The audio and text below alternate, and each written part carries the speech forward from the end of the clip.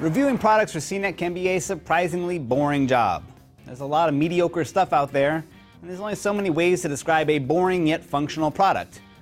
But every once in a while we get products that are truly awful. Now those are fun reviews to write. These usually aren't products that are going to fall apart in your hand. Most of them are good ideas that must have sounded great on paper, but they just fell flat in the real world. So here are my picks for the worst of the worst, some of CNET's lowest rated products from 2012. Starting off at number 5 with a 2.5-star review, the ZipBuds Juiced Headphones. This is the perfect example of what I'm talking about. The idea sounds great, earbuds that zip up to prevent cords from tangling together, but even at $20, these are some disappointing headphones. Let's not forget the name. It sounds like an embarrassing trip to the emergency room. At number 4 with 2.5 stars, the Drobo Mini. Now Thunderbolt storage is an overpriced category to begin with, but it takes some real cojones to ask $650 for this one. You have to supply your own high-speed 2.5-inch hard drives, and even if you max it out, you'll be lucky to get 4 terabytes of total storage. And on top of that, it's slow. But you know, if you need a relatively compact Thunderbolt RAID drive that lights up like Tron and sounds like it's trying to levitate off your desk, Drobo has you covered. A 50-inch TV comes in at number 3 with a 2-star rating. It's the Panasonic TC-L47DT50. Now don't feel too bad for Panasonic. They are dominating CNET's list of the best 5 TVs with 3 killer plasmas, but this isn't one of them. This is their 50-inch LED LCD, and I think they made it just to make the rest of their TVs look better by comparison.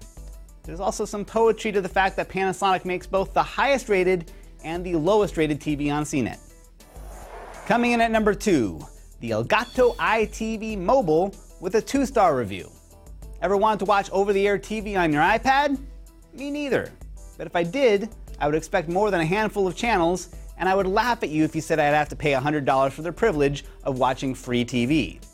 The folks at Elgato didn't see it that way. They also didn't see that whole lightning port change coming from a mile away. So you can't use this on Apple's new products without buying a 30-pin adapter and cementing your status as a total chump. And finally, coming in at number 1 and bearing a 1-star rating, the Duo Games Duo Pinball. This is a $60 accessory that gives pinball fans back the physical buttons that are so glaringly absent from the Apple iPad.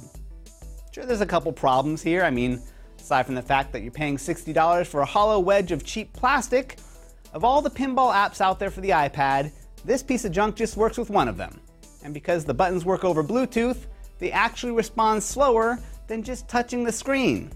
So unless you're a pinball wizard who needs a handicap to keep things interesting, you do not want the Duo Pinball, nor its $40 brother, the Duo Gamer. So there you go. Those are my favorite picks from CNET's worst rated products of the year. For more top 5s like this, visit top5.cnet.com. I'm Donald Bell. Thanks for watching.